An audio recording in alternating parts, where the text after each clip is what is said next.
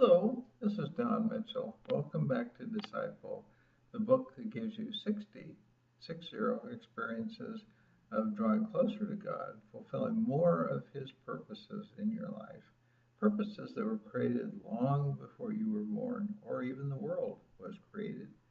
Today we'll continue in part two, Live the Gospel, exploring ways to follow the commands of Jesus before He left us here on earth. In doing this, today our topic will be drawn from week four, the first lesson, and the title of this is To Love God with All Your Strength. So let me read from chapter 12 in the book of Mark, verses 28 through 31 in the New King James Version.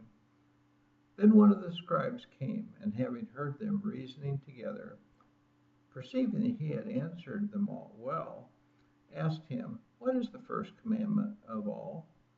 Jesus answered him, "The first of all the commandments is, 'Hear, O Israel, the Lord our God, the Lord is one. And you shall love the Lord your God with all your heart, with all your soul, with all your mind, and with all your strength.' This is the first commandment. And the second is like this, you shall love your neighbor as yourself. There is no other commandment greater than these." So as we consider these words from Jesus, of the four elements mentioned in Mark 12:30 in the New King James Version that we've been considering, the concept of strength is probably the easiest one for us to appreciate in a way similar to how the original hearers did. You are to simply apply all of your energy to whatever the combination of your heart, soul, and mind direct you to do for God, because He loves you. And you love Him, because perhaps an illustration will help. We've all seen a small child reluctantly respond to a command or request to pick up and clean his room. Such a child drags around slowly, doesn't do a very good job, and acts grumpy while and after doing so. By contrast, someone who loves cleanliness and order will do the same task with a bright smile, considerable energy, and a quick step. The results will also look quite a bit better as well.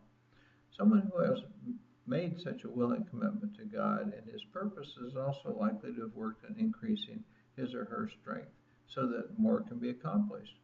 Having more strength will also potentially expand the ability of the heart, soul, and mind to be constant in applying the available strength due to having being relieved of any concerns about being physically overwhelmed or endangered while performing a task. It can also be quite encouraging to feel fully engaged in doing something worthwhile.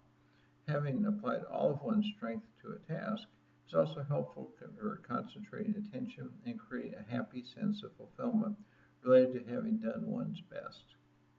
While the verse addresses just the elements of heart, soul, mind, and strength, if there are other aspects of you that can be committed to expressing your unlimited love for God, feel free to add those elements as well. So now let's shift over to some questions that can help us consider ways to love God with all of your strength. Separately, evaluating the strength dimensions of intensity, duration, and consistency as you answer each of the following questions. First, when have you been able to love God with your whole strength by applying it or serving Him or His kingdom?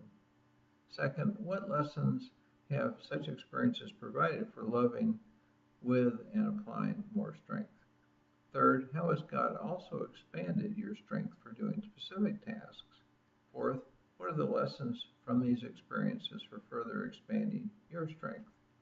Fifth, what hinders you from concentrating your strength on loving God in at least some instances? Sixth, how could such hindrances be overcome? Seventh, what can you do now to expand, concentrate, and apply more of your strength to God's purposes with all your love? How did you feel after doing one or more of these things? How can you sustain adding to and applying more strength to God's purposes with the power of all your love? And now we have the week 4 memory verse, which I commend to you to work on immediately.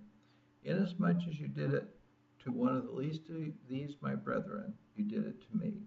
This is from chapter 25, verse 40 in the New King James Version. So I hope this lesson has blessed you, and I look forward to being back and speaking with you soon as we explore more ways